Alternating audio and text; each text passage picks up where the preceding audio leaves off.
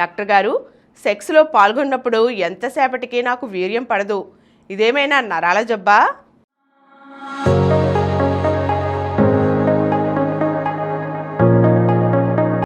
Sexual problems అవి ఎంతగా ఉంటాయండి. కొంతమంది ఏమో నాకు ఇట్టే వీర్యం పడిపోతుందండి అని శీఘ్రస్ఖలన సమస్య గురించి చెబుతారు.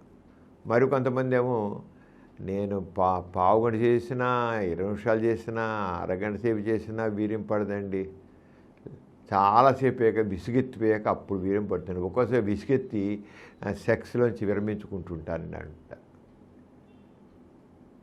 Delayed ejaculation. అసలు కొంత వీర్యమే పడదు, రిట్రోగేడ్ ఇజాకులేషన్ అంటాం. వాళ్ళకి ఏముందంటే వీర్యం అంగం గట్టిపడి ఉంటుంది, కానీ వీర్యం బయట రావాల్సింది యూరినరీ బ్లాడర్లోకి వెళ్ళిపోతుంది. Retrograde ejaculation. వాళ్ళకి అంగం నిలబడే ఉంటుంది, ఎంతకీ వీర్యం పడదు. కొంతమందికి వీర్యం పడడం చాలా టైం తీసుకుంది. 15 నిమిషాలు, 20 నిమిషాలు, 40 నిమిషాలు అలా తీసుకుంటారు. విసుకెత్తి మానేస్తారు కొంతమంది. భార్య కూడా నా మండిపోతుంది తీసేయి ఉంటుంది, చిరకు పుడుతుంది, గంటసేపు తీసేయండి మండుతుంది అంటారు. వాళ్ళకి అక్కడ ఫ్లూయిడ్స్ అన్నీ ఎగ్జాస్ట్ అయిపోతాయి.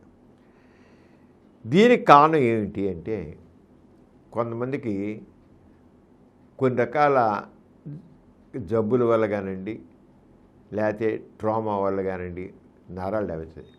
ఎత్తు దన్నని పడ్డాడు, కింద పడితే శాక్రం దగ్గర కింద పిరుజుల దగ్గర నరాలు దెబ్బతింటాయి. ఒక్కోసారి లంబార్ స్పైను తర శాక్రం అంటాం. ఆ గట్టిగా పడ్డ ఒక్కోసారి గట్టిగా దెబ్బతింటే నరాలు కొంచెం డ్యామేజ్ అవుతాయి, కూలబడతాయి. అలాగే పెల్విక్ సర్జరీ అంటాం.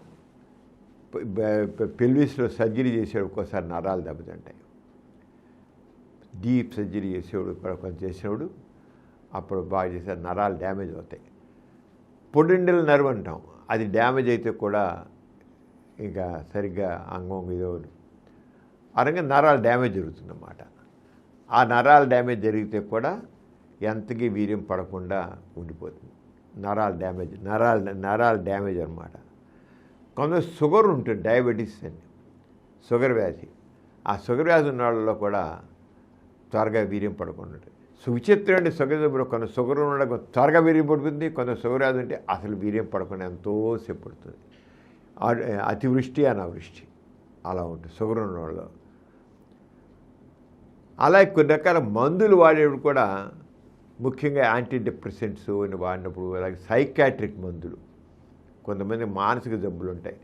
ఆ మానసిక జబ్బుల్లో మందులు వాడితే కూడా చాలా టైం తీసుకుంటుంది, వీర్యం పడదు. పావు గంటన 20 నిమిషాలని వీర్యం పడదు. డిలేడ్ ఇజాకులేషన్ ఇలా ఉంటాయి. అంచేది ఎప్పుడైనా సరే వీర్యం పడడం చాలా లేట్ అవుతుంది అన్నప్పుడు వాడికైనా ఆపరేషన్లు అయ్యా, ఏమైనా దెబ్బలు తేలయ్యా, లేదైనా మానసిక జబ్బుకు మందులు వాడుతున్నారా, ఇవన్నీ అడిగి తెలుసుకోవాల్సిన అవసరం ఉంది. డాక్టర్ అడుగుతారు, అంతేగాని ఏదో విచారణ మందు రాసి పంపించాలా ఉండదు. వాళ్ళు తీసుకునే మందుల గురించి అప్పుడు ఆ మందులు సెట్ చేయాల్సి వస్తుంది కూడా. అంచేత ఎవరైనా సరే మందుల గురించి తెలుసుకుని ఆ మందుల ప్రభావం ఉంటే ఆ మందులు మారుస్తారు. అలాగే హార్మోన్ సంబంధించిన డిఫెక్ట్ ఉన్నట్లయితే హార్మోనల్ పరంగా దానికి అసెస్మెంట్ చేసి ఏ హార్మోన్ డిఫెక్ట్ ఉందో దాని ప్రకారం చేస్తారు. కొంతసార్లు సెక్స్ థెరపీ అంటాం. సెక్స్ థెరపీ అంటే కొంతమందికి ఆ సెక్స్ సరైన అవగాహన ఉండదండి. ఎరోజన్ ఉండదు, సరైన డిజైర్ ఉండదు, ఎరోజన్ ఉండదు, సరిగ్గా ఉండదు. అలాంటి వాడికి సెక్స్ థెరపీ చాలా అవసరం అవుతుంది. ఆ సెక్స్ థెరపీ చేయాల్సి వస్తుంది. సెక్స్ థెరపీ అనేది ఒక స్కిల్డ్ కౌన్సిలింగ్. అది స్కిల్ దాంట్లో నైపుణ్యం ఉండి చేయాలి. అన్నీ సెక్స్ థెరపీ ద్వారా కూడా చాలా వరకు ఈ వీర్యం పడడం బాగా డిలే అవుతుంటే సెక్స్ థెరపీ ద్వారా కూడా దాన్ని సరిచేయచ్చు. ఈ రంగం ఉంటుంది. అది ఎందుకు ఏమిటి ప్రతిదానికి కారణం ఏంటి, ఆ కారణాన్ని ఎలా సరిదిద్దగలం, దానికి ఎటువంటి టెస్టులు చేయాలి, ఆ టెస్టులు ఎలాంటి రిజల్ట్స్ వస్తాయి, ఇవన్నీ చూసి చేయాల్సి ఉంటుంది అన్నమాట. అంచేత ఎప్పుడు ఉంటే డాక్టర్ గారు చూపించి సరిగ్గా ఉన్నది అడిగింది ఆ డాక్టర్ గారు అడిగిన సరిగ్గా ఆన్సర్ ఇస్తే సరిగ్గా చికిత్స జరుగుతుంది.